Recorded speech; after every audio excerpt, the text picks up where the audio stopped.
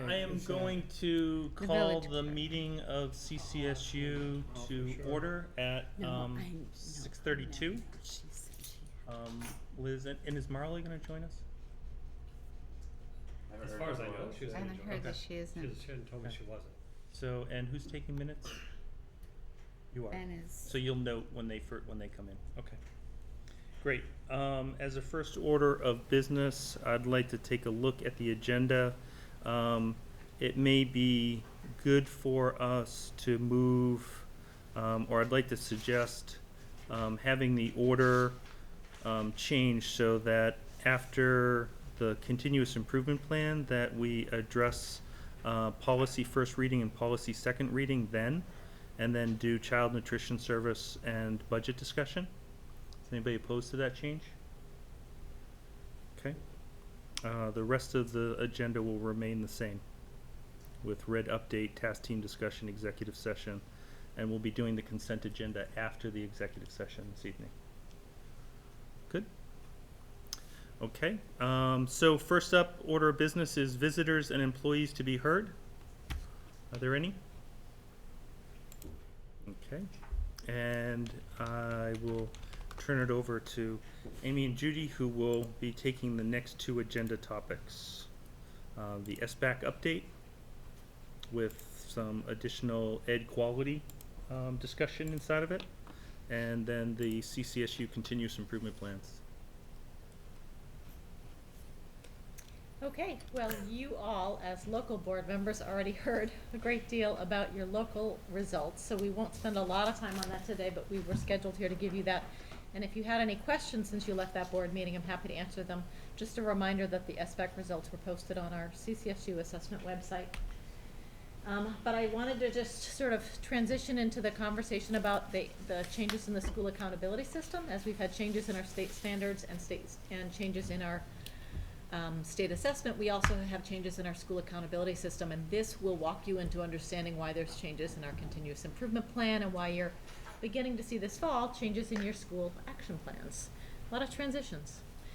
So just a reminder that we had the Vermont Grade Expectations, and we did assess using the New England Common Assessment, and we had No Child Left Behind, which created our school accountability system. The shifts that we're starting to see, and we haven't experienced all of them yet, but will be. Obviously, Common Core, state standards, and Next Gen Science standards are content shifts, and then we've shifted over to the Smarter Balanced Assessment Consortium, which you all received results at your last board meeting. But what we want to talk to you tonight about is the ed quality reviews, which is a central part of what looks like it's shaping up to be the changes in our school accountability systems. You already saw this information about how our SBAC results were being scored, so I won't go over that, but I left it there in case you had any questions from your last board meeting. This is what's posted on our website right now. And just as an update for your information, the parent reports, we were really hopeful to get those out the last few weeks. We're still waiting on our high school reports to be fixed by the vendor. I checked this morning and was assured that by tomorrow morning those high school reports would be fixed. We really wanted to send those out at the same time.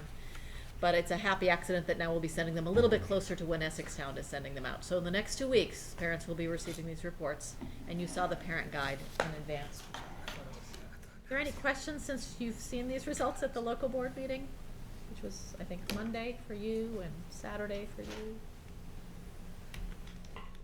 And we already discussed the comparable results going into feeding into EHS, which we're feeling pretty good about. You've already heard about our communication plan. I wanted to talk with you a little bit about the so what of this, so the changes in the school accountability system.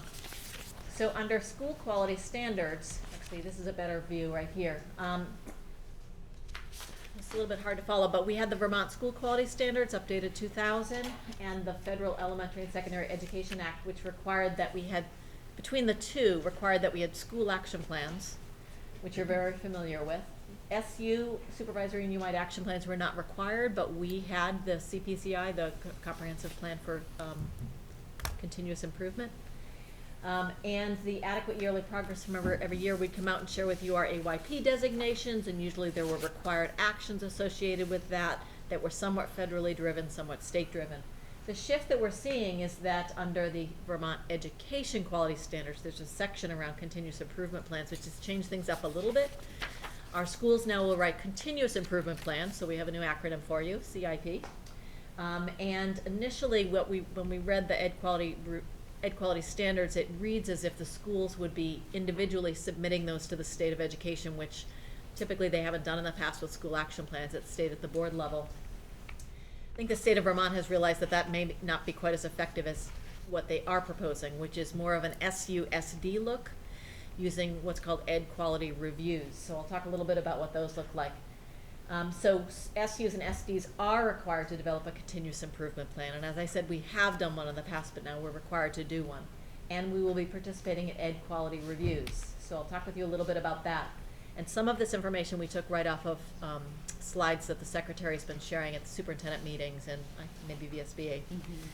The idea behind ed quality reviews is that we have this new legislation, the ed quality standards, and so the question is how well are the SUs and the SDs doing in complying with these standards and in the spirit of these standards. And these were two key questions that she included on a slide recently. Are school systems providing substantially equal learning opportunities, and are school systems satisfactorily improving in their offerings? They've identified 5 indicators upon which we will be evaluated as an SU. Academic achievement, personalized learning, safe school climate, high quality staffing, and financial efficiencies. I participated in some of the early summits when they were trying to conceive of how they would evaluate SUs or SDs based on this, and they are proposing the following: that we would have an annual snapshot review. In other words, there would be a public report card for every SU or SD, and it would produce quantitative data on these 5 areas. They're still at the point where they're trying to understand what quantitative data would contribute to these 5 pieces. And then every 2 years we would participate in an integrated field review. They would come out for a visit and we would have an opportunity to provide qualitative or local quantitative data, almost in a portfolio format. This year they're piloting these field reviews. So they're trying to get a sense of how will this work, what would that report card look like, what would the visit look like, how much time would it take. And there were a number of schools that stepped up to agree to pilot. We decided this was not the year to be piloting something big like that. So we held off on that. Thank you, Judy. But this is essentially what their early thinking in this pilot process. That you see the 5 indicators down here. It's interesting, I think they've added financial efficiencies as part of this. And these were some examples of potential evidences that they may be looking for or that schools may provide. I'll give you just a minute to look at that. Again, this is still in the sort of planning stage. And then what would they do with this information? So they would provide, this is their early image of a snapshot that we would see. So this would be sort of a public document that would share on these 5 indicators, what was our overall assessment? How are we doing sort of, I guess, between and comparing to other SUs, and then within our SU, and then some sort of icons indicating schools. Not entirely clear how this will work out. And then their thought was, well, from a school accountability point of view, between the annual snapshot and the integrated field review, are we substantially equal or making adequate progress? Yes to one or no to one, there would be no action required, but no to both, there would be some sort of action required. So I'm speaking to something that I don't have the planning behind. This is sort of a vision that the secretary has shared with us. It's substantially different than what we've experienced in the past with AYP and us moving from school year 1 improvement to corrective action with commissioners' actions. So again, some of this is in the making because the secretary is sort of working with the field to get feedback. The other part is that we're still under our federal Elementary and Secondary Education Act. No Child Left Behind has not been reauthorized. So we're in this place right now where we have a change in standards, a change in school accountability system, and the way it's been reported out with an emphasis on individual growth as opposed to proficiencies. And now she's looking to design a school accountability system that has that same spirit behind it, but the sort of hurry up and wait behind it is that No Child Left Behind hasn't been reauthorized. So we're still following some of those required actions right now with our schools. These are the types of actions that are in state legislation that the commissioner, or the secretary has sort of the room to implement. I don't know if any of that language is going to be changed in any legislation, but they continue to be that they would provide technical assistance, which they've always done, that they could adjust boundaries depending on how we're doing. and assume administrative control. You saw that, I think maybe what was that, like 8 years ago or something, that they stepped in and took control over MVU for a period of time with a coach, or they could close the school. Again, this is language that's been in our state statutes for many, many years. And this is their plan right now. They're piloting things. They're hoping to finalize these things for deployment in August 2016. I imagine a lot of that will be dependent on what happens at the federal level around how much sort of control our state will be able to have in developing an accountability system. But we wanted to share this with you because with this on the horizon, as we were thinking about developing our continuous improvement plan, we had a couple drivers that we needed to manage. One, we wanted to keep the sections that you're familiar with, which are the student learning and achievement and the safe and healthy and respectful schools. We also wanted to keep an eye on the ed quality review, so we wanted to think about those 5 things, even though they haven't provided us necessarily with direct guidance about what evidence would fit for those 5 things. We wanted to think about how would those 5 things fit with the continuous improvement plan that we would design. As you know, we've done a lot of work around multi-tiered systems of supports. Our administrators have been trained in this, they've embraced this, and they really wanted to develop action plans or continuous improvement plans that pointed to those 5 things. And we wanted to make sure that they reflected state legislative language. So you have in front of you our first draft of a continuous improvement plan that represents SU-wide work. This is not viewed as a school action plan where you would necessarily see math scores or so forth. This is really about what is the work that we're sort of embracing together. And it really fell in, as you'll see, student learning and achievement is safe and healthy, but each of those have 2 sort of outcomes. One, we've done a lot of work in the last 3 years to transition over to math and literacy common core, science next generation. We need to be in full implementation by next fall. We will be receiving new art standards that our art teachers have already begun to look at. The state board adopted health standards and PE standards in May. So we've had a number of shifts, and we hear hints about some changes in social studies standards. So one of ours, we felt we needed a tight curriculum, instructional delivery, programs, assessments, and our data system. The second is that we really wanted to make sure that our students continue to have flexibility. We really wanted to look at the spirit of Act 77 and the flexible learning environments, implementation of personalized learning plans. So we don't want to sort of tighten up our curriculum so much that it prevents us to have those flexible pathways. The second is that we wanted to look from a safe and healthy point of view, to look at school-wide behavior intervention systems, which is something that we've been doing quite a bit of work around. And then we, thinking about fiscal efficiencies, we want to increase our participation rates by students and adults in child nutrition services. Over here you see some performance indicators that we've put out, and we've met with the principals about these as performance indicators. Again, they're not math scores. They are, do we have a system in place for systemic intervention? We have an assessment plan in place, and we're now collecting data with fidelity 3 times a year so that the school action plans can reflect those results.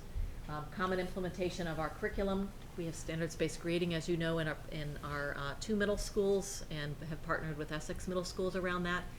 And a big shift to the high school towards proficiency-based graduation requirements. So we felt like that was a lot of energy that we need to put in there. Our PLPs are up in place right now, and we have a timeline. It's a 3-year tiered timeline that we want to ensure that we're following that with fidelity. As we said, tiered systems of interventions in place for all schools for behavioral intervention, and we want to be able to support both our staff and our students with wellness with high quality meals. So this is our first draft of this, and you have the detail in terms of the action steps. You'll see on the plan, I didn't include it here, we would have been at a 9-point font slide, how we, on the blue lines, implemented or put in place the MTSS components, so we could sort of see where would these actions fit along it. So this may seem a little dense to you, but this was our attempt to try to pull upon 3 recent drivers, some internal and some external, to try to pull together a plan for you. I know that your principals are going to be going to the school boards this month. Yeah. To be able to share with you your local school action plans or continuous improvement plans. And you'll see the data, the more sort of student level data on the school action plans, continuous improvement plans. It's new framing, new words. So we vetted this plan with our educational leadership team, and the principals have gone back and taken the overarching plan, and they're using this as a template to refine the school action planning steps. So you'll see a correlation when your school action plans are presented this coming month. Given what's on the horizon and what's going to be voted on November, is everything in partnership with the potential members? I understand that under the current SU, our schools are going to be following this, but has Essex Town had similar designs, or are they going to be encompassing this? Because I guess I question, as we start processes, how much are they going to survive if the unified comes into existence? Is it going to be start dismantling and then rebuilding from everything up? You know, ironically, it's really good timing because we are all building up. And so they will also, like us, be experiencing the ed quality reviews for the first time. Like us, they were engaged in a lot of study of MTSS and have begun to incorporate that in their work. Ellen Thompson is the curriculum director, and she and I met and have met almost once a week, I think, in the last few months, and have made an agreement to not go any deeper in curriculum development, unit development, or change our assessments in any way until after the vote. We've evaluated where we are right now and found places where we're very similar, but not quite, and other areas where we're different, and we just don't want to go deeper sort of in our differences. Okay.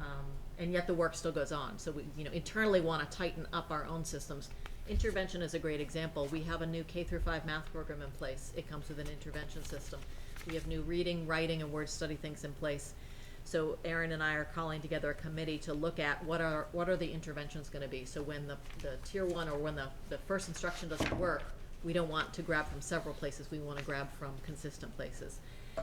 That's something that we're pulling into the conversations with Essex Town about their primary programs and what intervention systems they use. So in some ways it's good timing. Sure. So the conversations are occurring, which is good. Thank you. Can you go back to the two questions that are being asked for the review? I think another important piece as you're moving forward with the conversation of potential unified union, if you are not part of, if the upcoming vote isn't positive, you're still going to be responsible as individual school systems to answer these questions. So there'll still be a review. In fact, over the weekend I received a 20-page survey from the Secretary of Education with all of those pieces that were included in the review to make sure that we're in compliance with those. Are our PLPs ready to go? Are we offering equal learning opportunities? And I think that's where, when communities are going to go forward towards this vote, they're going to need to see the rationale behind it is that you can continue to offer equal learning opportunities and show improvement in your offerings. I think sometimes that's something that people don't correlate to a larger scope and scale. Is there other questions by the board on either of these sort of three topics, right? It's a lot of new. There's from this continuous improvement plan, there seems to be items that have budget impact for FY17. There's some consultants, resources, software licenses, other things like that. Is it best to call out what might have a budgetary impact here? Because that's a little bit of a circle as we go to design the budget now. It could have some, and there may be some call out in the budgets of, if we're going to accomplish this in our plan, these resources may be necessary. We've been very fortunate to be able to use our consolidated federal grants for the vast majority of the trainings, the embedded trainings and the workshops and conferences, and I anticipate we'd continue to do that.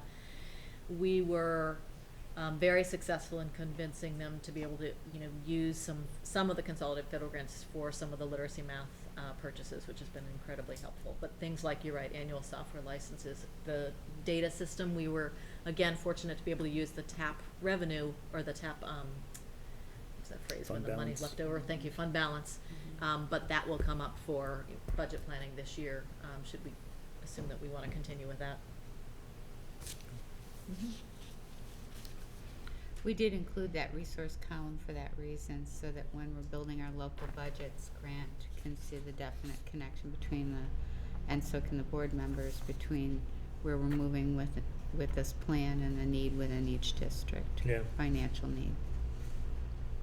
I think sometimes we get down to hard costs or new costs or operating costs, like educational spending costs, and we don't always look at that indirect, or we don't look at that grant supported, and so sometimes the cost of this is larger than what we sometimes look at it. You know, it's sort of like, oh, it's gonna be $2,300, you know, for the licenses or something. It's like, not really.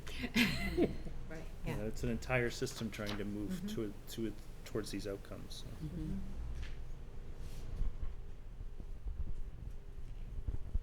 Great.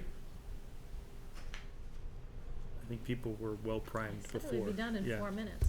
It was 4 minutes. Do you want your orgs up? The agenda would be great. Super.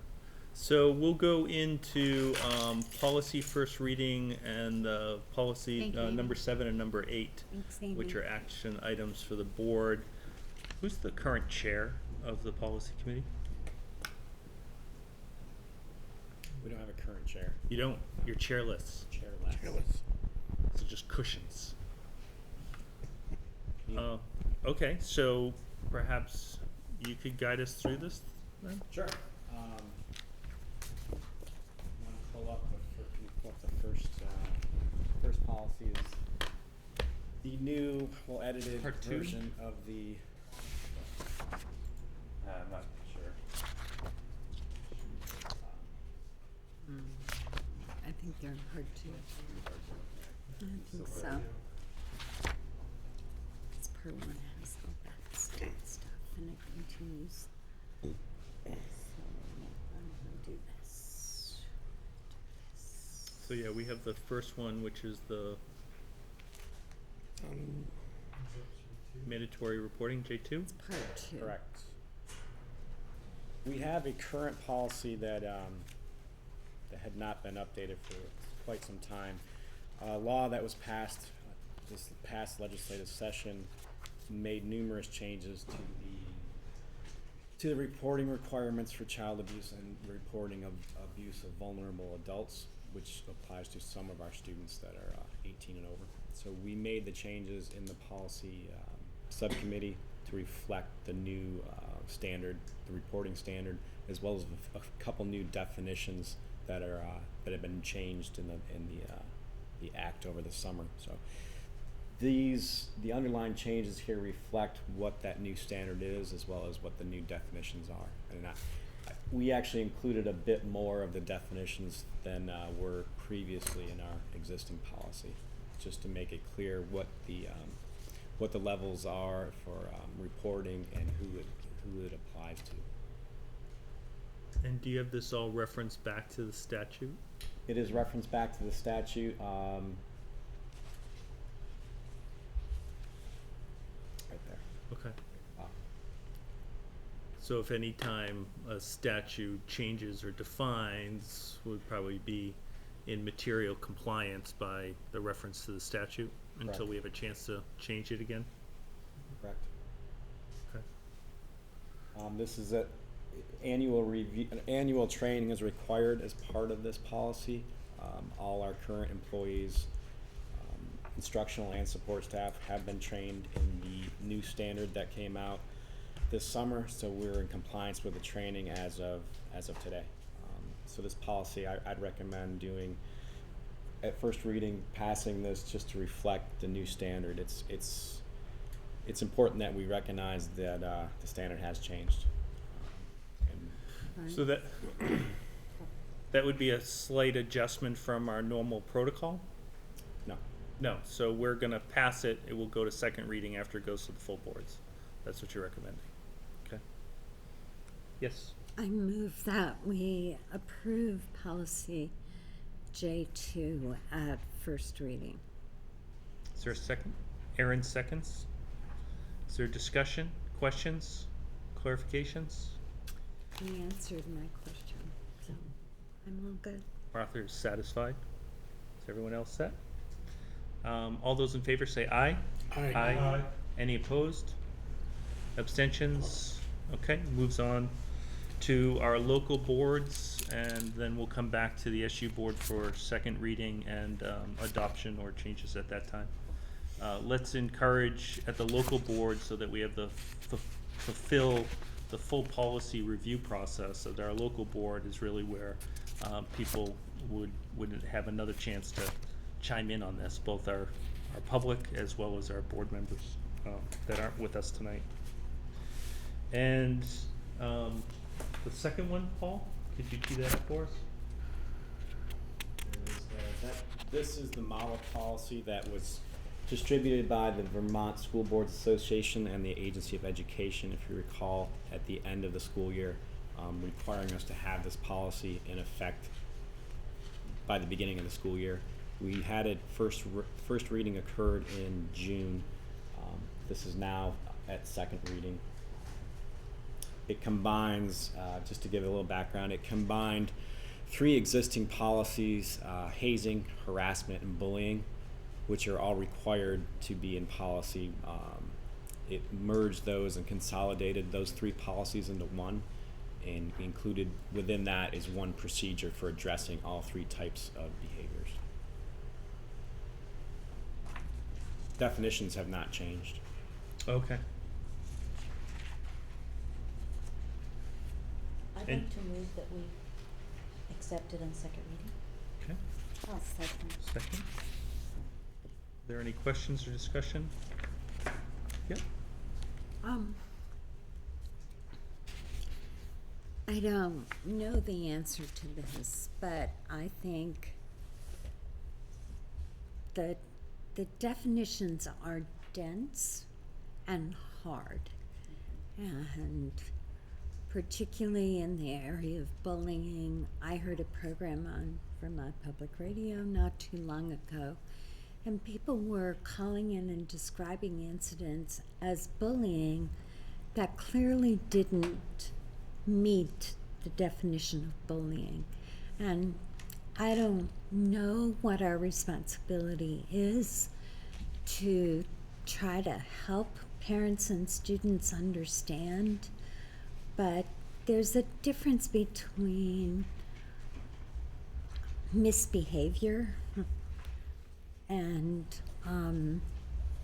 when one-time incidents of aggression maybe, and what bullying actually is. And the thing I always go back to is that it has to be repetitive. And that's, I think, what differentiates it from an isolated incident. But I just wondered, whether the districts do anything to try to educate parents and staff, really, and students, or do we leave it to people reading this information in the handbook and hope they can understand what it is? Yeah, I think I you raised really- a great point, Martha. It was a little bit of a conversation I had with Paul before the meeting started, that these policies here all stem from J5, which is our student expectation, behavior, and discipline policy. That's really the parent of these, because these are all referenced back into J5, and J5 is where the consequences live. And even before in J5, before you get to the bullying and the harassment, and well before that, it talks about that there'll be no fighting, threatening, assaulting behavior of any type on the school grounds or vehicles of any function. It talks about that it's the policy to maintain a safe, orderly, civil, and positive learning environment. Those are the predecessors, and I think the definitions are problematic, where if it's not meeting that definition, it probably still has exceeded our behavioral expectations. And so we've got to come at this, I think, pretty much through a J5 lens before we get here, and talk some about maybe even ordering the policies so that there's a better sense of how it comes down. Because I think we have moved beyond the days of kids being kids. We've been able to ruin some, get rid of some of that definition. But then we added these definitions that are so legalese and dense. But I think we did a really good job with J5 of just like, we need a safe environment. And there's certain behavioral expectations inside that environment to make it safe for everybody. That's a really helpful lens, and I'm just constantly amazed at what people describe as bullying, which is really misbehavior. Yeah, and that it's the same consequences for True. misbehavior as it is for bullying and harassment. It comes back to J5, and that's where all the consequences live. And they're all in a basis of either progressive or discretionary based upon the situation. So you almost don't need to fit something. You just need to be within J5's kind of framework, and then be able to exercise. Right. And- But there is a difference in terms of what you have to report to the state. Right. When it escalates and meets one of those definitions, there's a very prescribed protocol that needs to be followed internally and with the parties involved. But there really is as well with J5. Now, Martha speaks of a single act, but if there's multiple acts at the same time frame by multiple kids against one, is that not rise to bullying because it's a group, even though it's a single act? And it may. I think that's always what the investigation part of my point, at least my reflections on this have been, I'm certain it rises to J5. Right. So I'm already certain that there's a set of consequences that can be exercised within the school to ensure safety. Now I need to figure out, those definitions are to figure out what are the called upon protocols beyond J5 that I need to follow because the definition's been met. Not if it's not a something happens or something doesn't. Something should happen because J5, we have a problem with J5. Right. Which talks, when you look at the first four paragraphs, 1, 2, 3, the fourth paragraph, it says, nothing herein shall be construed to prohibit punishment of a student for conduct which, although it does not rise to the level of harassment, bullying, or hazing as defined herein, otherwise violates one or more of the board's disciplinary policies or the school's code of conduct.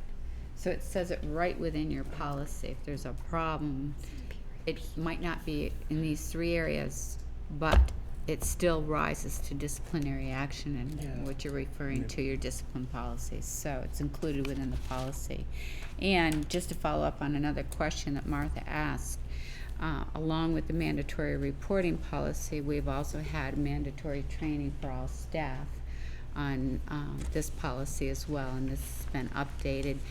And after second reading, we knew it was too late to print because you hadn't taken board action, but we will update the electronic version of your student handbook for this policy because it's second reading if it's passed, and we'll wait one more month to update the other, awaiting successful passage of that policy as well. Okay. And to finish your question, I also wanted to say, within our health curriculum and classroom, responsive classroom curriculum and guidance curriculum, that's where bullying, harassment, and hazing is taught. So it's taught in our curricular areas as well for our students. Because it's not, it didn't make printing of the handbook, Mhm. but it's gonna be electronically updated. Mm-hmm. When we do things like that, do we ever put something on the website? Yeah. Just saying, parents, please note the Absolutely. following. Okay, This is actually the first time we've had a policy change within, within the, yeah. So, and we knew it was coming, so we Mhm. kind of alerted people to that already, and to the faculty and staff that there between and betwixt two policies now, but this will soon change. And just so I can explore that a little bit, this policy, the policy above here, you said brings us in compliance with some of the procedural elements, reporting requirements, but doesn't change the definitions. So the policy above has a greater impact to the staff, and you said we are in Right, it compliance. signifies that there's a change, and we changed our training materials to reflect that new standard and those new definitions. So it is, it will have more of an impact on the staff because we literally had to change the materials we were giving them this summer for Yeah. training. And this one, we have 3 existing policies as of the first day of school. Correct. This brings them together, and again, this in some ways becomes subordinate, that the consequences rest in J5, Correct. which I think was done 2 years ago. Right. Okay. So, it's kind of catching up some details, but not changing the rules after the start of the game. Right. Anything else? Any other questions, comments? All those in favor say aye. Aye. Any opposed? Abstentions? That moves on to policy at this point in time. That was second reading. Great, thank you. We are going to move into Child Nutrition Services, CNS.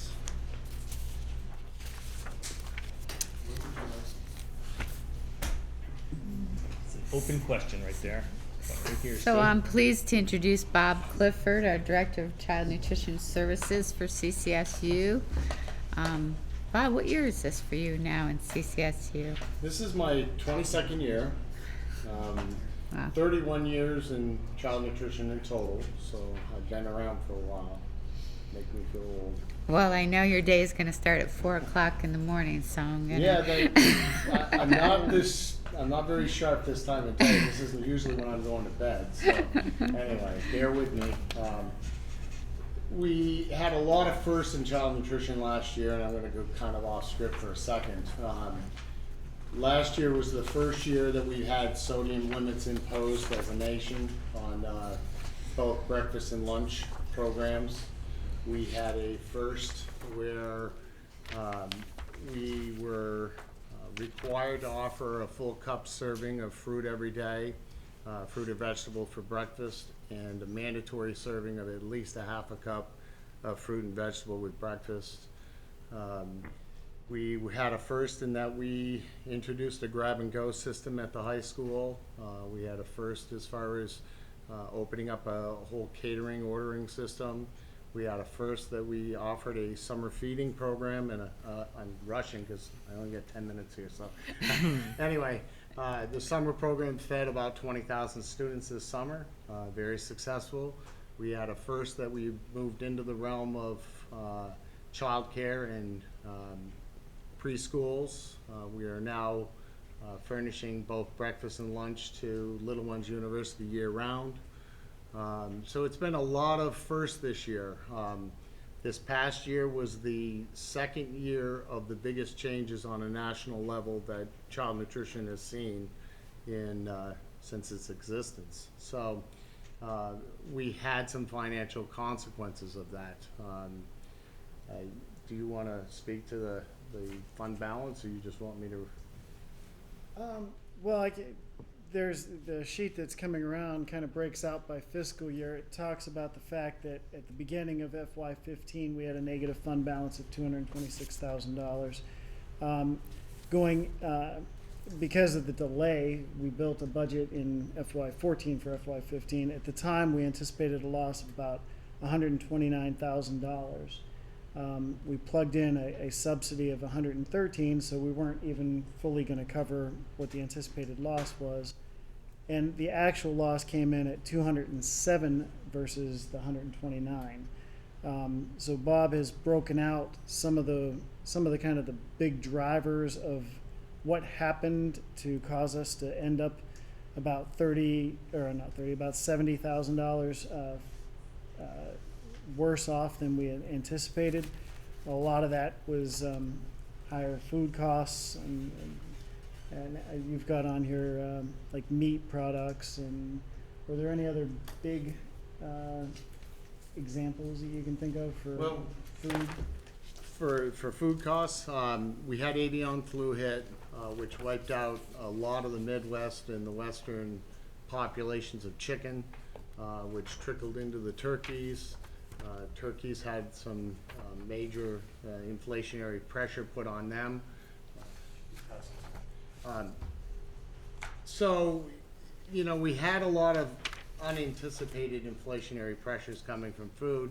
We had the standard inflationary pressures from the labor and the benefits. We had one person who actually ended up getting married and having a child. That drove them from a single family plan into a single person plan into a family plan. So that wasn't an anticipated cost. There were a decrease in our federal government commodities that wasn't foreseen. What happened is Mary Kruger, she refers to herself as Rosie in the state, had her first year last year, and she over-ordered government commodities for the state of Vermont that had to be reconciled last year.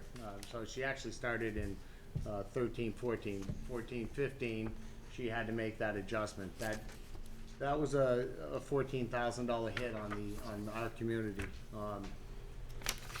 But again, for first last year, to talk about good things for a second, last year was the first time I was able to select on a regional basis what foods we were gonna bring in from the government.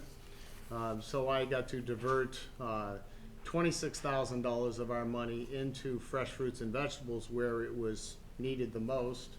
And the unintended consequences of that is instead of having 100 pounds of pork or 100 pounds of turkey sitting in our freezer and not being utilized in the program at the end of the year, we actually used every scrap of that dollars out there for what I consider better quality products. So, you know, we took a hit on the government commodities. We had unanticipated equipment purchases where we finished off the A-line serving at ADL, and we added a grab-and-go refrigerator to make that program happen at the high school. So that's, you know, what we ended up spending our equipment budget on.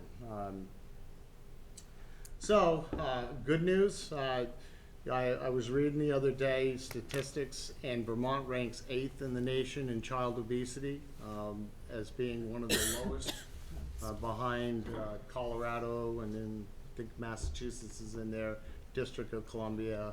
I think Utah was in the top 5, but Vermont ranking 8th in the nation is something we should be proud of. For the first time in many decades, we saw a decrease in childhood obesity in the nation. That's a good trend. We're spending our money wisely. We're spending our resources to bring about effective change. And, you know, I think we're moving in the right direction, even though it's costly. If I could pass one law in this country, it would be that the federal government pay for everything that it mandates. Unfortunately, we had about $1.43 in mandates over the last 3 years, and they've given us about 20 cents to offset them. So it's not a uncommon product across the nation that child nutrition programs are losing. Their expenses are exceeding revenue. They're losing money, however you want to look at that. Last year alone, the changes resulted in $1.2 billion in this country of additional money being spent on child nutrition programs. On a local level, not on a federal or state level. So I have made some changes going into 2015, 16, track of all these years. We have the revenue coming in from the preschool, which should generate, as your sheet says, about $42,000. We have revenue coming in from the summer program that is just completed. That's a hard number. We have savings from the new contract that was negotiated this year through FDA, which is an organization I continue to co-chair. We represent about 250 accounts throughout the state of Vermont, and some of them are preschools and childcare facilities. We are seeing an increase in prices again this year, and I want to point out that the funding mechanism of raising prices on paid meals is not a sustainable one. And when you look at 70% of our population of parents are in the paid category, and if they participate at 50%, you're talking about 35% of our parents really footing the bill here. So I think we need to find a way to make funding for child nutrition more sustainable in a community behavior and general funding rather than through increasing prices. Last year's price increase actually netted us with the decrease in population about $14,000 in decreased revenues. So it's not the way to fund us. So I've given you a lot of information. The handout I gave you is what your money went out to purchase, starting with the most popular item that we bought all the way down to the least popular item we purchased. It shows expenditures on, I didn't keep a copy, of course. It shows expenditures broken down by total food, supplies. Fruit and vegetable category is now 36% of our total purchases. Wasn't too long ago, I can remember back in '04, where 30% was our center of the plate purchase. It was the meat, it was the chicken, it was the pork, it was the beef. It wasn't the fruit and vegetable category. So it is a dramatic change from where we were.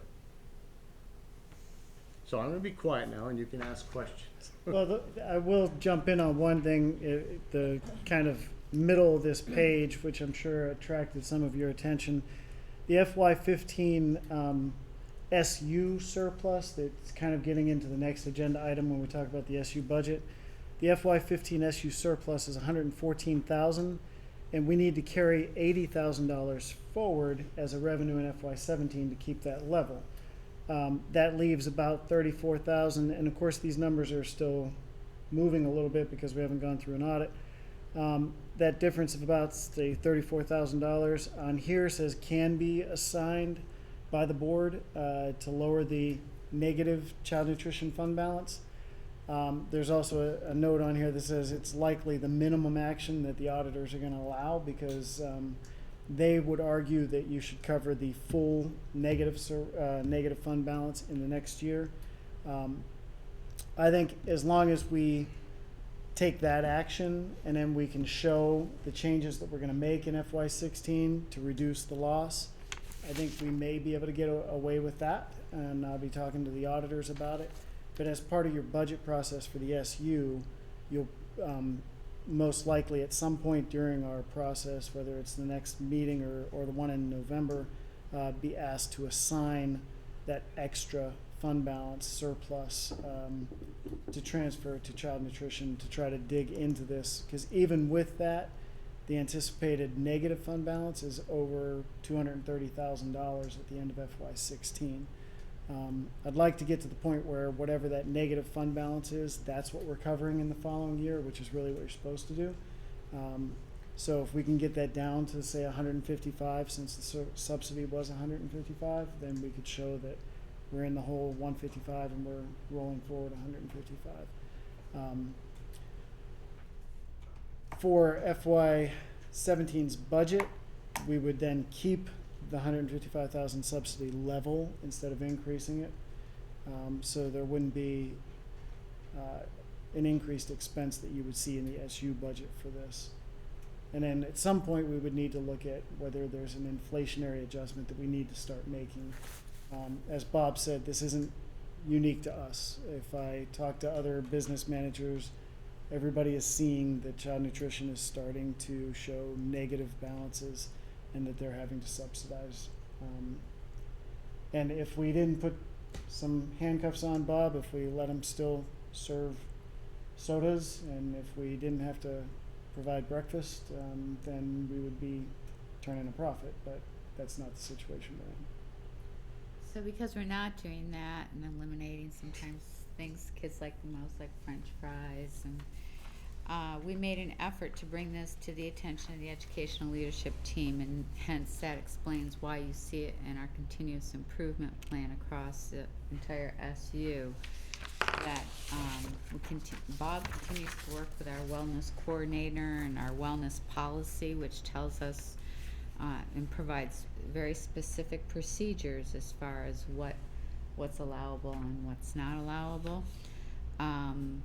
And it is an area of fiscal responsibility that we're trying to support through educating our students about good food choices, healthy food choices, and thinking about innovative ways that we can engage students in the choices that are made available to them. So as the culture shifts, our students are going to be shifting their attitudes as well towards better, healthier choices with the help of some of the really fresh salad bar offerings. And for all of us, every time we've had a board meeting that has required any kind of meal, because you have a tendency to work through meal hours as boards, all of those foods have been provided through our child nutrition services. So we again are not using outside vendors, but modeling,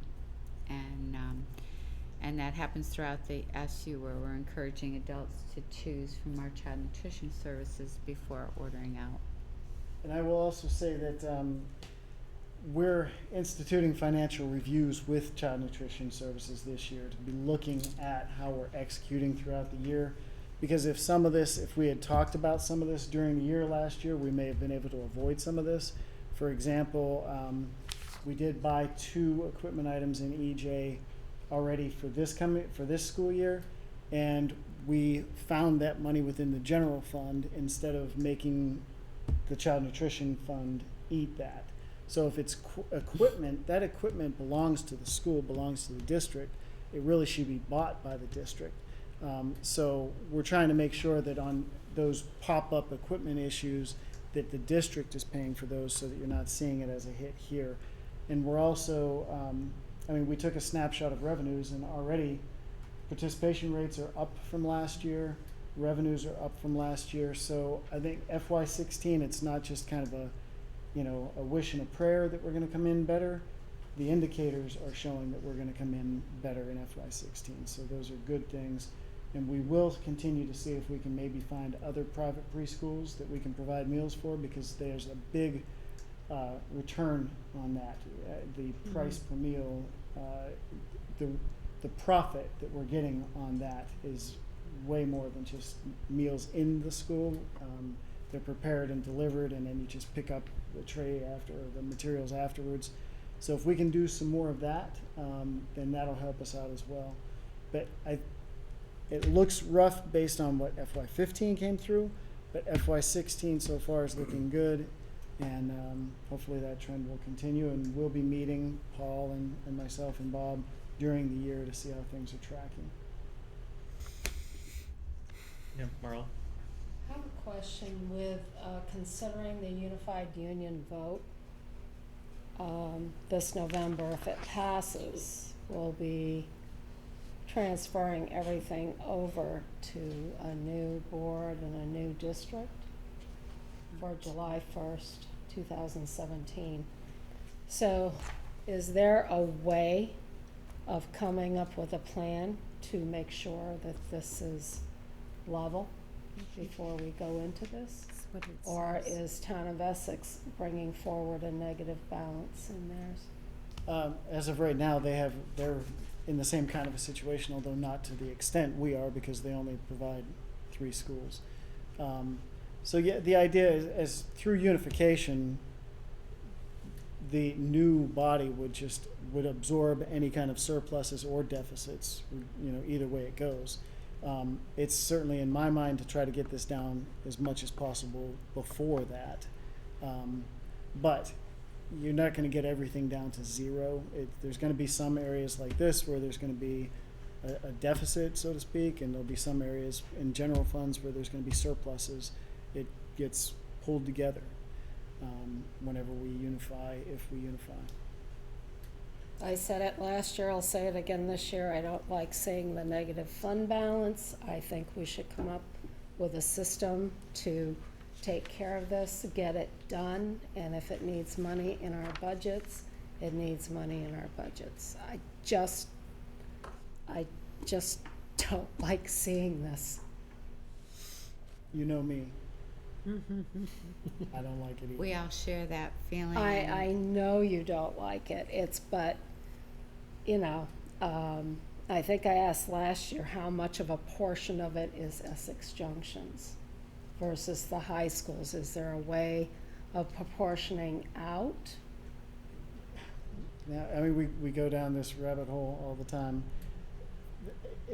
You can see revenues at the building level, but you can't see the expense at the building level. We don't have our system broken out that way. It's centralized, so you would have to start applying factors to, okay, this person at the high school that's preparing meals that get shipped out, what percentage of this person should be charged to this place? So, How about if districts reimbursed food service for past equipment purchases that still have a useful life? We talked about equipment because it belongs to the school actually, and why should child nutrition have to pay for that as well as staffing? Other child nutrition entities, their staffing is paid for by the district as well. So those are some considerations for the future. I think once we have the budget discussion both for the SU and for your local budgets, you can contemplate some directions you might want to go, but I know freeing Bob from those two areas, equipment and labor costs, would significantly change what you're looking at right now. well, and that's a really good point. With governance, you know that no two SUs operate the same. In talking to business managers out there, some don't have as big of a negative fund balance each year, and then you start peeling that back a little bit and you find out that their child nutrition director, their salary and benefits are part of the general fund, not part of the enterprise fund, or you find out that benefits for all employees are paid out of the general fund as opposed to here. I mean, what we've got is a fairly clean process where, other than the subsidy, pretty much all the cost is within the enterprise, with the exception of maybe some utilities or not charging for rent, that kind of thing. But if I keep the fund balance subsidy or the subsidy at $155,000 and I pull in another $30,000 to $40,000, I feel a lot better about where we are now, knowing what the trends look like and this outside revenue that's starting to come in now, which wasn't there last year. Andre? One thing that I've mentioned in the past too, but I'd like to see somewhat of better understanding where the losses are occurring, because you speak of additional revenue coming in from vendoring out our services, but there's an expense borne to do that. And to say that this is pure revenue, I'm not accepting it, because there's an expense associated with that. So are we, in essence, vendoring services out but not capturing our total expenses for that? That's the net. Is the 42 net? That's a net. Okay, so if you can identify the net revenues, then I dare say you should be able to start identifying where the actual losses are occurring, and start trying to mitigate those. I understand it's, and I did try to tackle that this summer, and to a limited success. I can track food, paper, plastics, cleaning supplies going into specific localities. But we also buy centralized too, for efficiencies. And then, like Westford may need a gallon of mayonnaise to get them through the week. I don't send them a whole case and have 4 gallons sit there. I'm cognizant of cash flow, so I'll send 1 gallon there, one to Hiawatha, one to Summit, one to Fleming, maybe a case to ADL, depending on what their usage is. We're busting stuff up. We're also getting all the government commodities in one location, and we're shipping them out as people need them. So a lot of things are done centralized because of efficiencies of how we buy and how we procure the different foodstuffs. And a lot of stuff is done centralized still as far as labor is concerned. Like, we won't make marinara sauce in 7 locations. We'll make marinara sauce in 1 location and we ship it out to all the surrounding schools. Tracking that becomes, you can do it, but it's gonna take resources to track that. When you send out, the salads of the day, we have 2 or 3 different salads of the day on salad bars. Could be a 4-bean salad, it could be, a hummus or whatever. We're making that in the centralized kitchen here in this building and we're shipping it out. So we have some labor here that has to be allocated to each site. I have to allocate my salary to each site. I have 2 managers, Scott Fay and Andrew Pete. Their wages and their benefits have to be allocated to each site. So it becomes a snowball of trying to keep track of all this stuff, and where did you send that case of hamburger, and where did that gallon of mayonnaise go, and where did that gallon of dressing go, and But yet you're still able to identify this as a net revenue. I can, because No, I was just gonna say, I think, for my purposes, the losses have come from decisions outside of food service. They've come from a decision to run breakfast that Right, doesn't have a right. participation rate to cover the cost. And it's come from change of regulations that's increased food costs. That's why I appreciate that, So because that- things that- are mandated without adequate funding. So those are the But then there's losses. a question of sustainability that we're having to face. Yeah, so but that rests and sits right with the elected board. These are decisions that the board has made for the district to run breakfast. We could choose not to, we're not mandated to run breakfast. I think we are now, right? We're mandated to run a full breakfast program? I don't think so. Yeah. No, we It's voted. highly Oh, encouraged. That was a it's vote free. about That's a 10 vote. years ago. I'm confused with Yep. free breakfast. And then the food choices, we could do our best at lobbying our legislators who could lobby the state legislators, go out to the House and to the Congress and try to change some of the food regulations. The difficulty, at least I speak for myself, is I believe the changes are all good. Yeah, but, As a okay, nation last year, we spent $147 billion as a nation trying to deal with direct health issues that are caused by obesity. $147 billion. Redirect that into child nutrition and do it in prevention instead of in curing. We'd be much further ahead as a society. let me ask this, with the mandates that have come down, has the participation dropped off? And I know with declining enrollments, there's some loss to the participation, but has the mandates also, the unintended consequence, seen less users? Across the nation, the average is about 6% decline. Well, what in about for here? Participation. Here, we ran about 2.5%. This year, the first 20 days, we're up 3.5%. It takes time for people to chew on something and get used to it and enjoy it.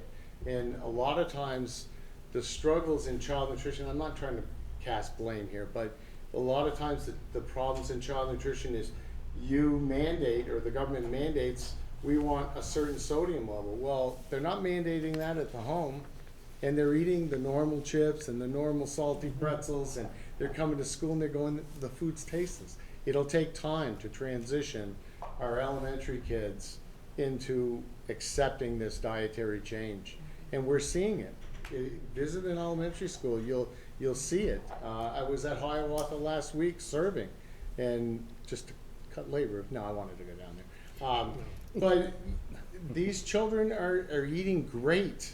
That list of food that I gave you, it's like 400 cases of strawberries last year. It was phenomenal.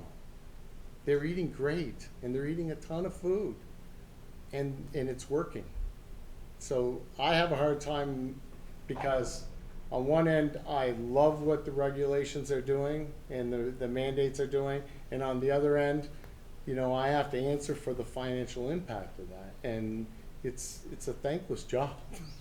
You know, last year we had a first. We didn't get one single parental complaint about food, and we served over 300,000 meals. That's phenomenal. Now, going to the free and reduced lunches, isn't there not reimbursement for what you offer? But if I recall, I think the decision was not to pursue that. Is that correct? No, we get free and reduced. You do get reimbursements. reimbursement for that. Oh, yes. I mean, this district takes in about $600,000 worth of federal funds Other every year expense. in reimbursements and Okay. in food, commodities. Where are all these But it's not complete reimbursement, like for reduced lunch, you get what, 40 cents from the federal? The actual reduced lunch is 40 cents and it comes from the state. The state of Vermont decided to eliminate the gap on between reduced and Actual. free reimbursements. So the state legislature, which I applaud, picked up the 40 cents charge for parents on reduced lunch and 30 cents on reduced price breakfast last year. And that really helped. But even this year, you're looking at $3.09 for a federal reimbursement rate on a free lunch that, by all calculations, is costing you $3.50. And they went up 2 cents. 2 cents doesn't go very far when you have mandates that are over, 50 cents in 1 year. We'll dig out of this like we always do, but I went back to 2004 looking at it, and we were rich back in 2004 with a fund balance of $285,000 in child nutrition, and I never was asked what was going on financially, and we spent $250,000 over those 12 years in equipment. And we have great looking kitchens, and our average score in kitchens is like a 98 on a health exam. We're doing all the right things for all the right reasons. And there is no fat. Any changes now is, like I've said it's coming from meat. It's decreasing quality, decreasing selections, and they're all tough choices and not ones that I like. Martha, you had a question? I don't want to prolong this, but do you have a quick comment on the research that supposedly showed that kids were throwing away more food since the change in the regulations? I think that's an unintended consequence of what we're trying to do. And there's many reasons for it, besides kids just being wasteful, because kids are wasteful. I remember when I raised my 3 daughters, I fight with them to finish their meal. But the problem is we're moving to fresh whole foods. It takes longer to eat them. If you have applesauce, you can gobble that right down. If you're eating a whole apple, it's taking you a lot longer. And we haven't addressed the time issues in schools for the amount of time we're allocating for kids to actually eat. And, I've been saying for years that you can make the time that children are spending in the cafeteria educational. There's social studies to be had, there's math to be had, there's, all kinds of things. We did taste testings at the elementary school, highlighting food from Bosnia and other countries, and, teachers handing out samples and volunteers handing out samples. It's all great stuff. We're doing great stuff. What's the current time that students have currently?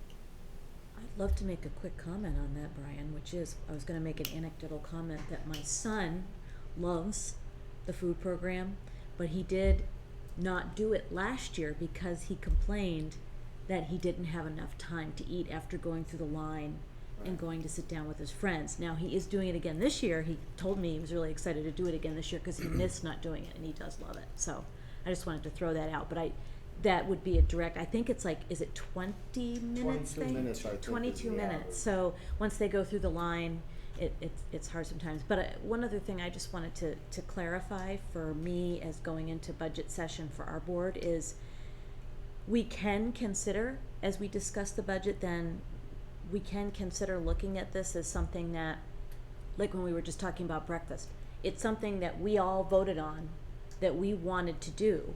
So can we then consider during budget time this year if we want to put that in our budgets to fund it? I'm not saying just breakfast, I'm just saying approaching this situation from a different perspective. Can we look at this on a budgetary level? And we don't have to stay married to this system, and I'm just throwing it out there. Well, just funding breakfast would almost balance the budget. I mean, Oh, seriously. that's a very interesting to know. Breakfast last year, Yeah, as an entity unto itself, because I can look at breakfast versus lunch and a la carte, was, I can't remember the exact number, it was between $175,000 and $190,000 in loss, just in breakfast. so just to be clear, that was something that we all voted on that we wanted to do, and that has had the most substantial adverse impact on this funding. So I just think maybe it's something that we just should consider as we talk about the budgets. Yet another thing. The last thing I want to point out is we've had, over the last 3 years, our average daily attendance at school has gone up over 4%. And I like to attribute a lot of that to doing the right things in child nutrition. We're also opening the schoolhouse doors at Hiawatha, Fleming, and Summit 15 minutes earlier, so parents can bring in their children, or children can arrive so that they can eat breakfast. I think the hidden thing there, and the reason why you move toward making the decision for breakfast, is that oftentimes teachers are feeding kids. Right. And there's still our wellness policy prohibiting that due to the allergies, the need that Bob creates, the nutritional values, so our nurses, when they're helping regulate children with diabetes, know exactly what their meals contain. Eating's a much more complex and nutritional entity than it's ever been before in schools because of the allergies and health related pieces to it. So we have a lot of hungry kids. I'll And say it ties that. so much into the learning, you know, like It that's does. why I think And so much of discipline. what we're doing And is discipline. it's not just food, it's Yeah. it's contributing to the whole Yeah. Learning environment, everything we're doing. which is why it's under safe and respectful learning environments and continuous improvement. And plan. breakfast is the most important meal of the day. Mhm.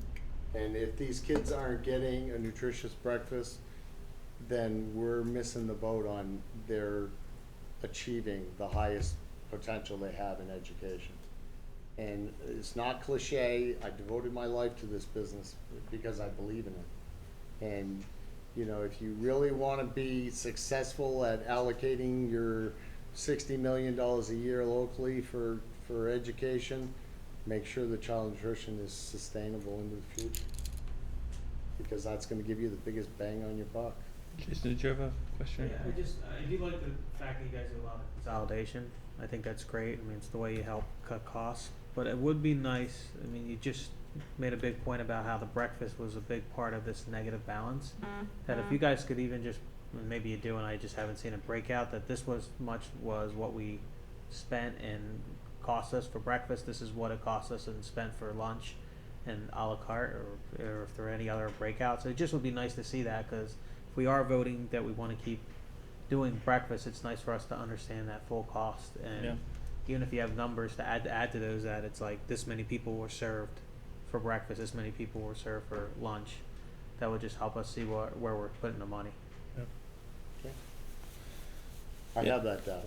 And I think figured you did. some of it has been decisions of, I think soda used to bring in about $125,000 a year.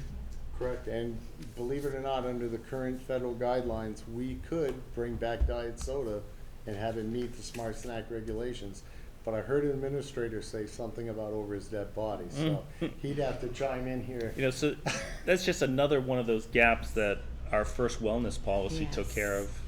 But it was $125,000 of revenue, net revenue, and then also we would get multiple scoreboards for advertising that was from the beverage places. So that's also a non-capital cost of sometimes $10,000 to $15,000 a year of scoreboards and materials. So, I mean, if it's something that can help us fund the balance and if it meets the regulations, I don't know who sent over their dead body, but I don't know why we wouldn't bring it back. Well, the problem with diet soda, from my perspective, is the artificial sweeteners have been shown to cause cancer. And, 38 different strands of cancer in this country are directly linked to diet. And that's not in the $147 billion we spend. That's in addition to that. So I'm not a fan of soda in any way, shape, or form, and I don't like diet sweeteners. But I'm here to. I mean, it has been a discussion we've had in the past. We'll continue to have it. I think it's opening it up and having maybe some dedicated time to it in kind of a sandbox way to see what we could do. Ideally, we're in a position where we've figured out a good sustainable path in the future before it moves over to some other district, if that is something to come. It seems like since I've been back on the board, we've discussed this every year, haven't come up with a concrete plan. So I echo what Erin says, and when I'm asking for costs or breakdowns, it's not to criticize you, Bob, it's to try to understand what we can do as a board to where to add money to solve it, because I just don't like to see the negative balances sitting there. Yeah, I think one contributor has that we haven't reached a consistent new normal. There has been a seismic change each year for the last couple of years in regulations that we're really trying to catch up to, and then on top of that, you're always dealing with inflationary items and commodities, and whether there's a frost someplace or whether there's an avian flu someplace, those Bob is used to dealing with a commodity shift, and our purchasing group helps us with that. But these changes in regulation end up having I think we put in something like $50,000 worth of salad bars as far as equipment goes. Probably. I mean, we get some equipment grants, but It's those little like chunks of like, whoa, let's Right. get more, let's do farm to school. Let's do that. That's Do real good. maple syrup. Let's do that. That's really good. And then it comes down to like, oh, to do that actually has this other consequence. And Another question related to budget. If we did tackle this and had money in our own local budgets, if we had to make up differences, if you've got a negative balance you're trying to make up for, we're gonna get nailed in that equalized pupil Allowable in our growth. tax base. Will that be something we can keep off to the side? Enterprise. Or would we have to put it into that? You're talking about equalized people. She's talking Well, you know about the how you- allowable growth. You're talking about allowable growth? Yeah, the allowable growth that's Yeah, coming. that's one of the reasons why I'm saying about the most I figured I would be able to get you to do would be to keep the subsidy at 155 and then to tap into the fund balance amount that's beyond. Because whatever I hit the boards with as an SU assessment is gonna make it more challenging for you to hit that allowable growth target, which we haven't talked about the FY17 budget yet, but when I do, that's when you can break out the Kleenex, because the allowable growth is going to be extremely challenging. For EJ, it's not Except for as EJ. bad as the other two. It's extremely bad news for the high school, very challenging for Westford. EJ is not as bad because you have pretty stable enrollment, and so your cost per pupil shouldn't be too bad. with that coming attraction, I can barely wait for the next agenda topic. Jeez.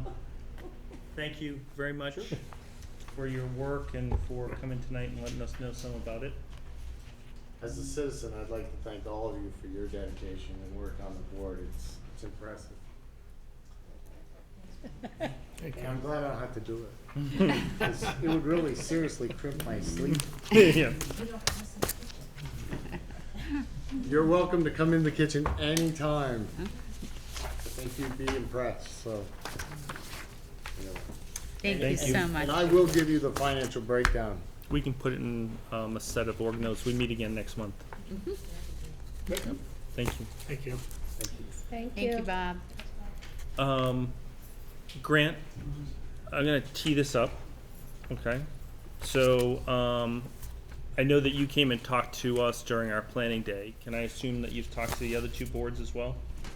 No. So we're special? Yes. Okay. You're Just just to clarify- early out of the Just gate. to clarify, Grant said we're special. Martha, did you?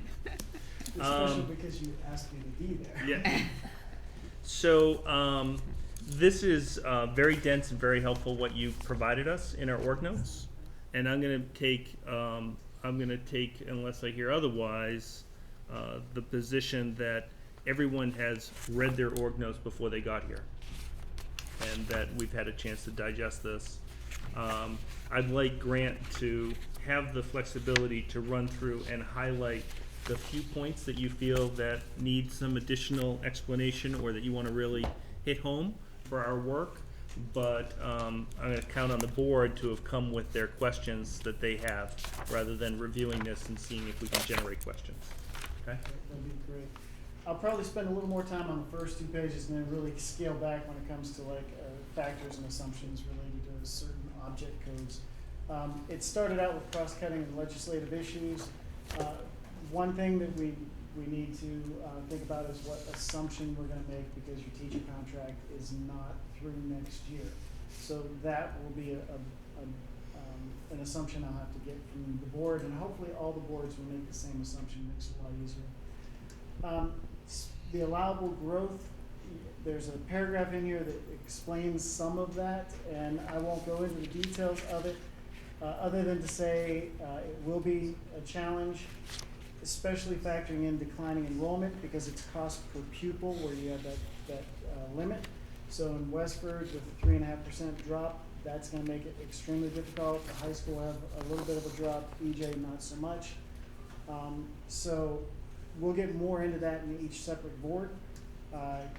The penalty, though, as it says, is that every dollar you exceed that allowable growth, you get double taxed on. If we form a red or a unified union, then we won't have to worry about this in FY18, because the AOE won't have data to be able to go back and look at. So that's another good reason for unification, because this allowable growth is for FY17 and FY18. Hold harmless protection, you can read that. We have 1 more year of protection in Westford, thanks largely in part to Martha lobbying for this. Eliza. Dollar equivalent yield, that's kind of new language. You're going to see when I calculate tax rates, there's some new language. Instead of your spending per pupil being divided by a base education amount, it's going to be divided by a dollar equivalent yield. Just a different number, but the same kind of process. Ballot language, we're now going to have to identify spending per pupil and the percent increase. So that'll be a little different in your ballot language. The failure to comply with Act 153, 156 is not effective until FY18, and if we unify, it's a moot point. Dual enrollment, you can see the high school doesn't have to worry about funding that locally, which is great. Healthcare reform, there's a lot of information on here, but really the bottom line is that there's still a lot of unknowns. Nothing that I can say that's related to healthcare reform is going to have a direct correlation to anything to do with the FY17 budgets. Although it is something that there's going to continue to be a lot of dialogue on. Tax factors, I put something in here about the landscape, which is just kind of a snapshot of some information I found. Base tax rates, in FY17, the homestead tax rate is going to be $1, non-residential $1.59, income sensitivity 2%. Those amounts are supposed to stay at those same levels now with this whole new dollar yield equivalent. So that won't be a moving target every year. Yeah, but the yield will be. Supposedly. It's just, yeah, masks the whole thing. I do have on here that this dollar equivalent yield is probably going to go down. Actually, I'm hearing it might not go down the first year, which would be great. Pupil count, I already kind of touched on that. Ken Jones does our enrollment projections. He did them last year. He's going to do them again this year. Not sure how much longer he's going to do them for us, but at least we got 1 more year. At no cost. At no cost, right. CLA is another important tax rate factor. I assume that's probably still gonna be pretty stable, maybe a little bit of a decrease. As the CLA goes down, the tax rate goes up a little bit. Hopefully it won't be a dramatic change this year. Factors and assumptions, I'm just gonna touch on a few. Fund balance revenue, I mentioned that in the SU, we finished FY15 with a surplus that's higher than what our fund balance revenue is in FY16. So that gives us the opportunity to tap into a little bit more to throw into the child nutrition deficit. Salaries, the teacher settlement, it needs to still happen, so we need to make those assumptions. That applies also to the SU because our admin comp model is tied to the teacher agreement. So that's why we need assumptions. I'm going to drop down to health insurance and unfortunately give you a bad update. We were planning on using a 6% increase for health insurance rates. We just got a not to exceed from VHI that says 7.9%. So that'll hurt. Another update is on that very last bullet. We have on here that we're going to use a third of a two-person rate for people with cash in lieu. I talked to Deb a little bit about that.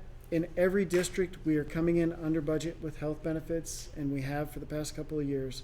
So I think what we're going to do for cash in lieu is I think we're just going to budget for cash in lieu. In other words, you know, I get $1,000 cash in lieu. Instead of budgeting for me at half of a two-person or a third of a two-person, we're only going to budget $1,000. And I think that that's an acceptable risk since we continue to under-execute.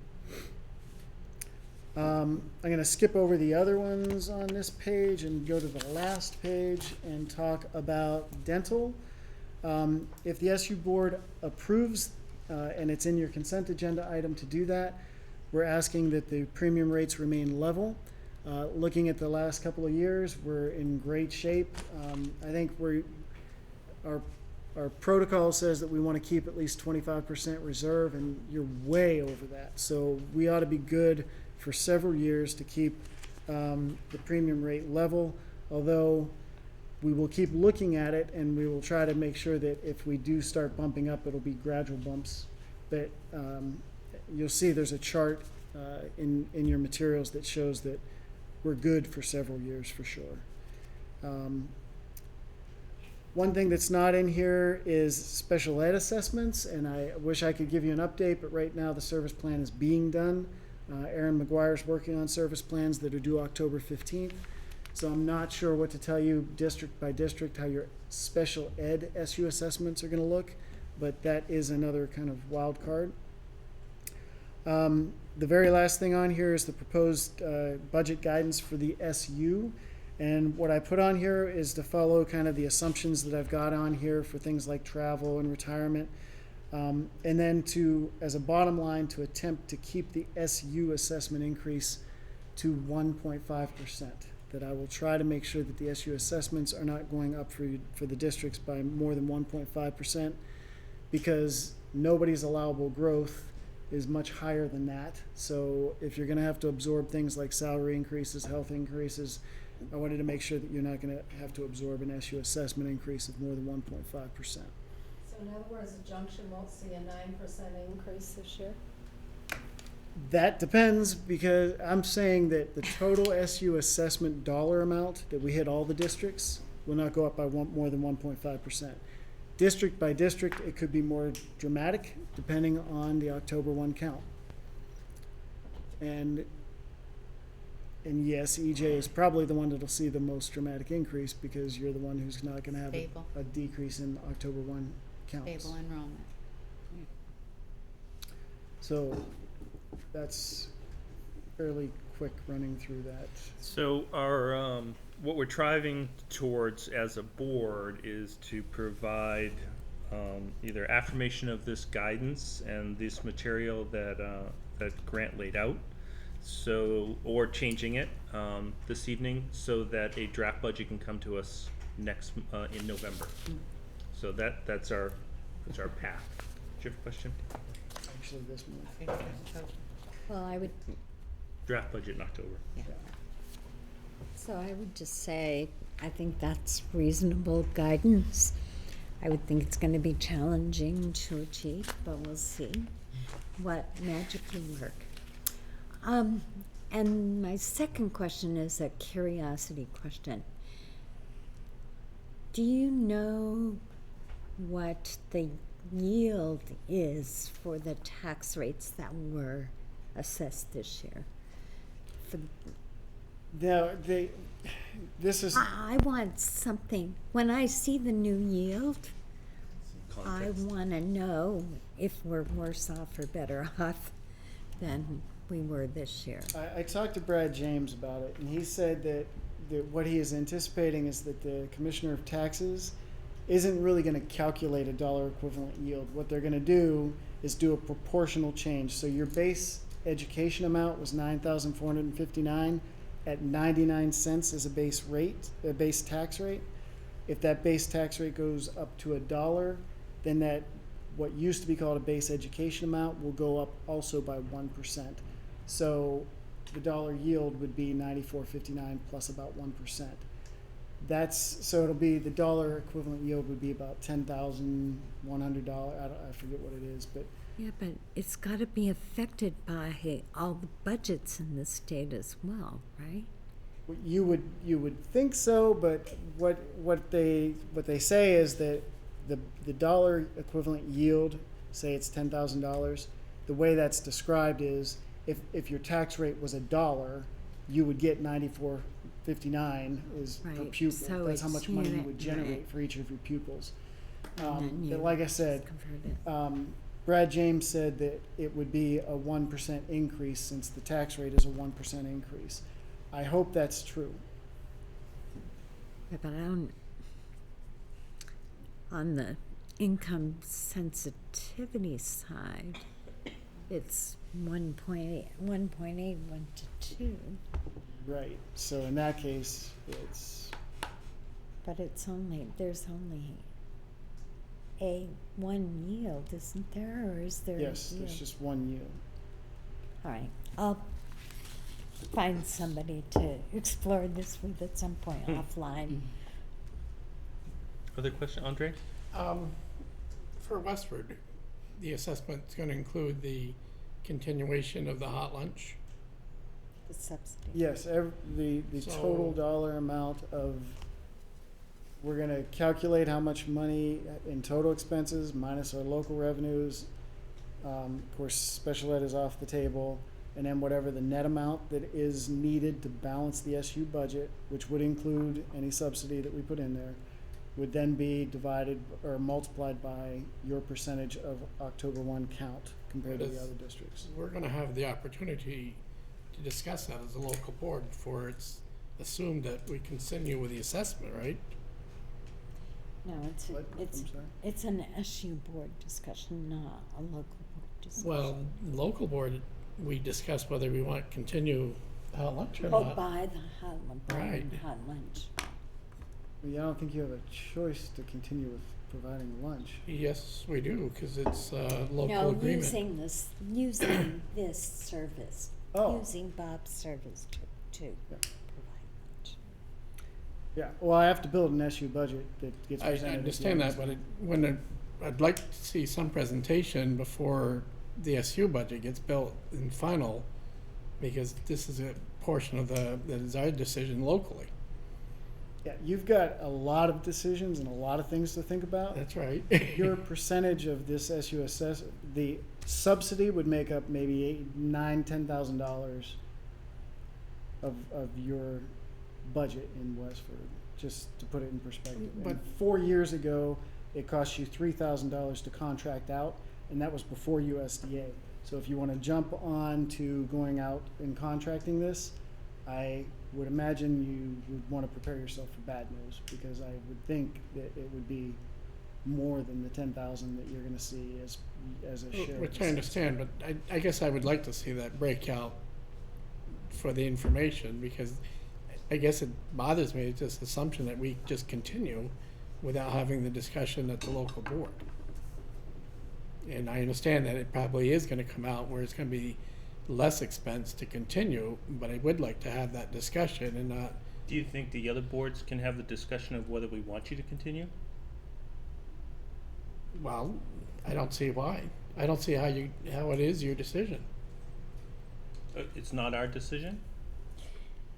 It's our decision as a local board whether we want to continue with the hot lunch program or not, but because you're part of the high school and the EJ, It's not, it's whether we want to continue to contract with this food service to provide our food services.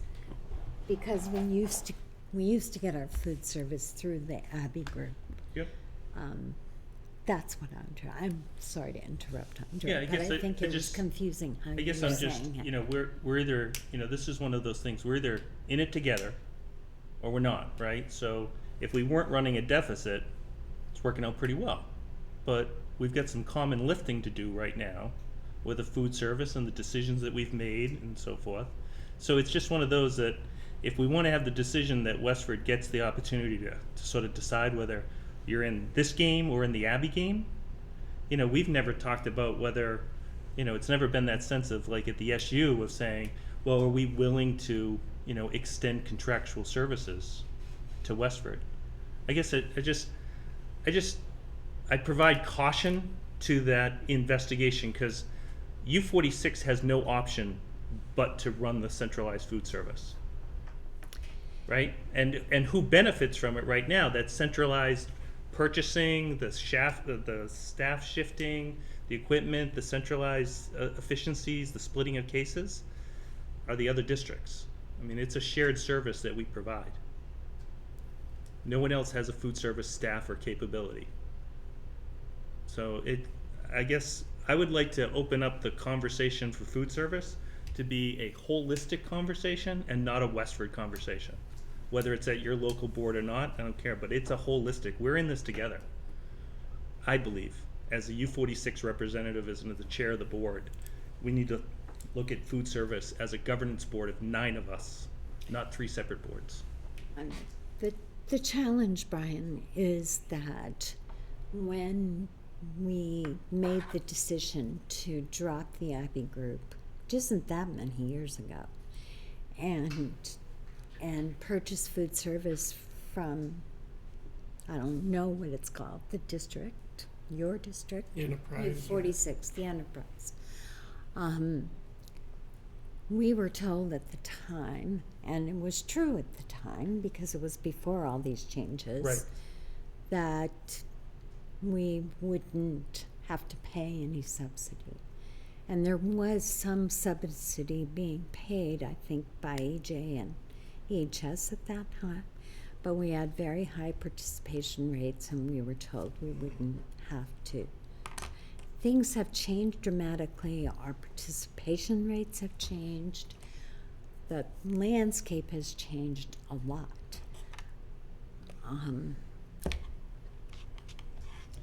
I think it is a whole conversation, but at the same time, as long as Westford is a separate school district and we are in the really tough budget situation we're in, the question we'll have to ask ourselves is, do we owe it to ourselves to find out what the difference in cost would be? If it's $500, we're not going to leave. Yeah. But if it's 10,000, we would have to look at it.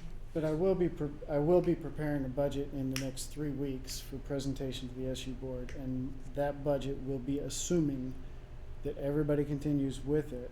And this cost is, I mean, it's like my salary isn't separate, and you're not going to pay a piece of my salary or not. I mean, my salary is going to be in there. The food service subsidy is going to be in there. The SU board voted that to calculate the subsidy or the SU assessment, it would be based on an October 1 count. So I will be showing what the net cost is that we have to cover. I'll be multiplying it by your percentage of pupils, your percentage of pupils, your percentage of pupils, and coming up with what that dollar amount is. Right. I guess for clarification, and you've actually brought up another question, food service is through the high school, is it not? And they are the sole entity that provides that. So in all fairness, yeah, maybe EJ could have that discussion as well, as whether they want to continue participating as well, because you said the high school has no choice.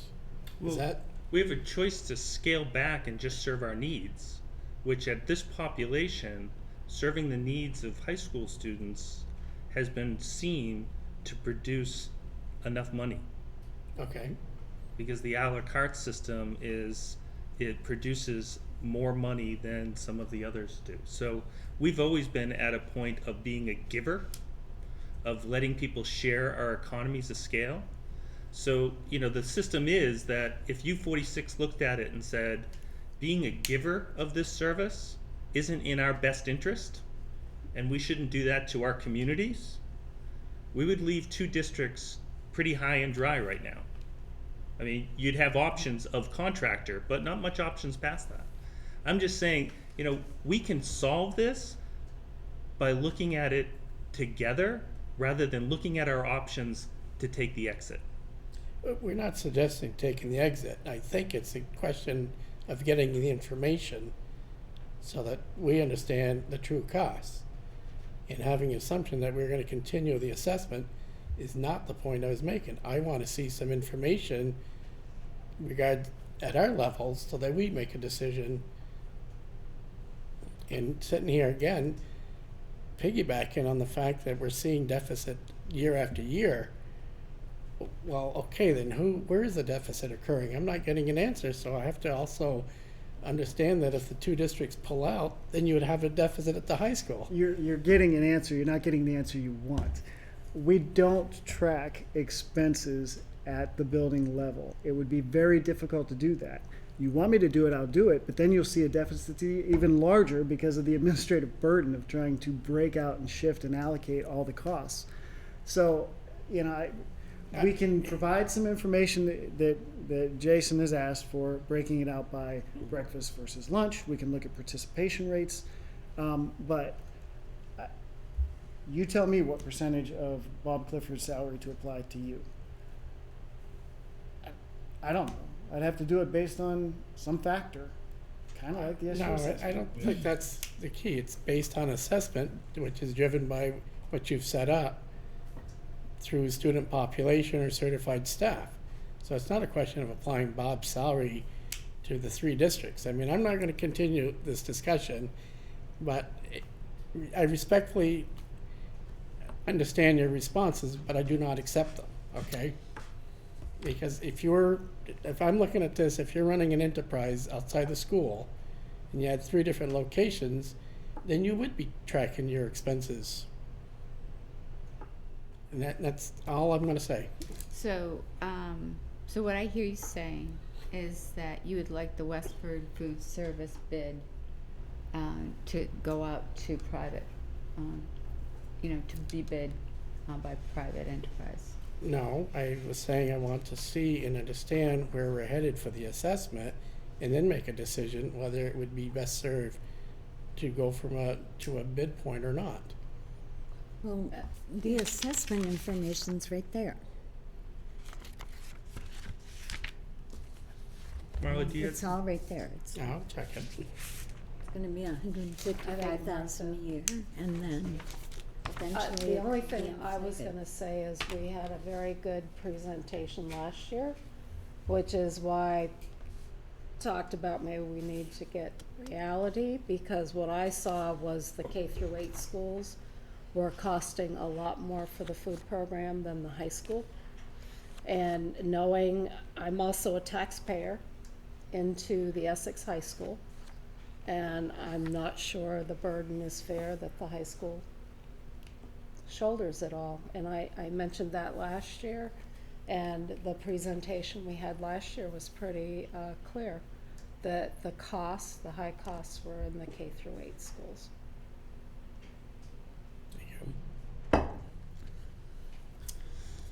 Yeah.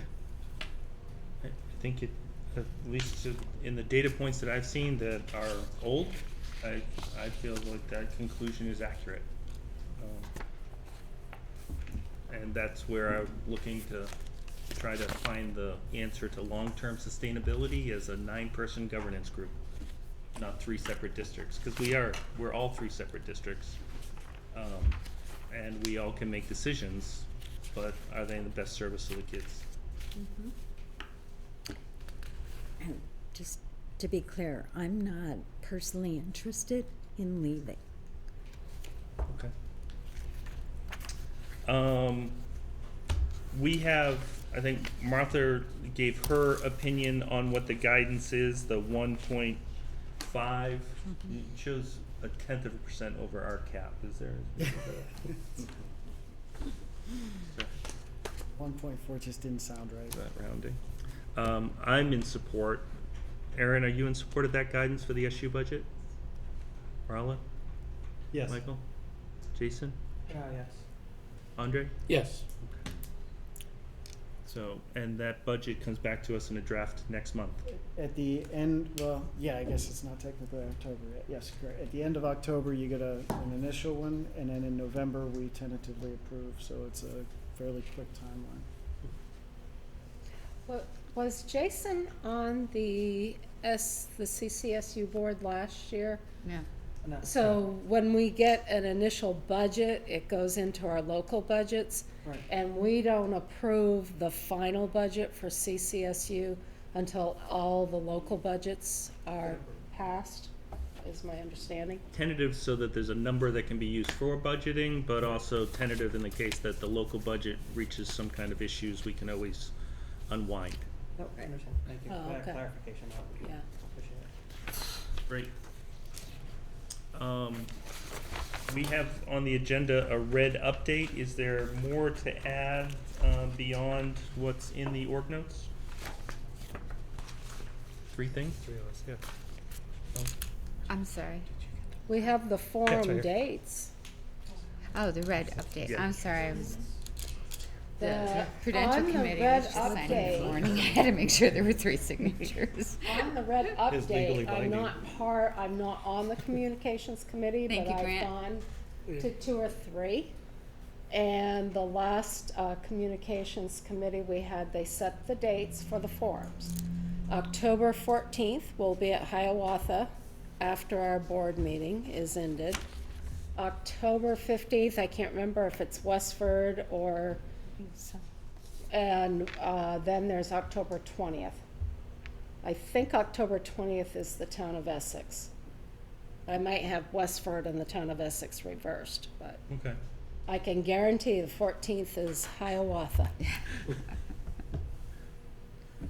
So that is.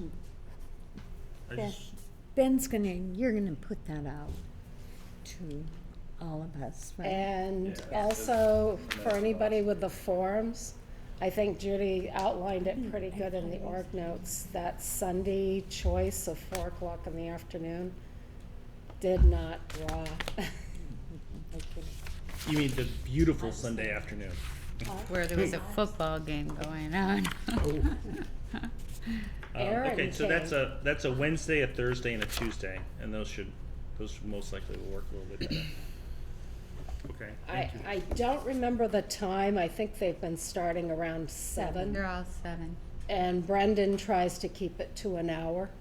Yep. I think with the red, I'm still struggling to really understand the timeline and how this is all going to work with our superintendent and our supervision evaluation and how another district gets started and where we have the crossover periods and stuff. So I think it makes the most sense to invest time in understanding that after we get past November 3rd. And then to really start to work from there, because it's not very clear. Right. You know, there's a whole bunch of things, and it's even weird that we have some people that are just going to be serving 1-year terms, which is a little unusual. But it's to get a new board going if a district is formed on November 3rd. I think what you're saying leads into Leaders at Work task team. It does. We had a Let me just Yeah. do one quick. Any other questions for red? Are people feeling they're fairly well read on red right now? Okay. Yep. So leaders at work. Our last Leaders at Work meeting, we discussed the superintendent's evaluation that will be presented tonight. We also discussed that we would be holding Leaders at Work in October, and we will be applying the elements, the priorities to this year's annual work plan. We hadn't done that yet. And then we had a conversation, I think led Thank you, Brian. Paul. Thank you. Question is, how much further are we gonna take Leaders at Work? Because November 3rd, if the vote is positive, then where do we go from there? I mean, are we evaluating our superintendent again, or the transition? So I agree with Brian, that I think we had decided we'd wait till after November 3rd for any more Leaders at Work.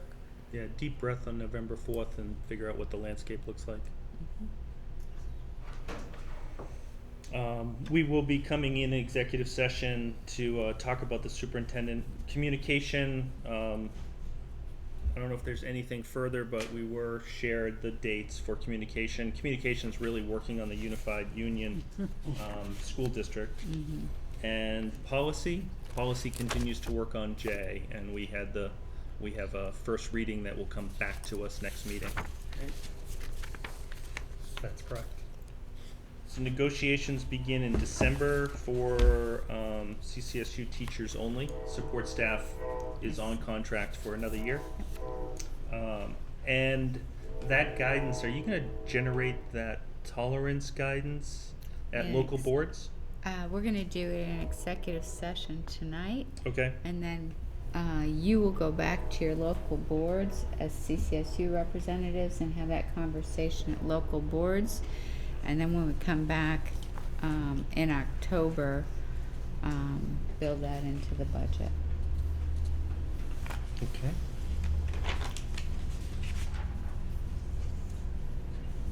And that brings us to the point where, in a second, I'll ask for a motion to enter executive session.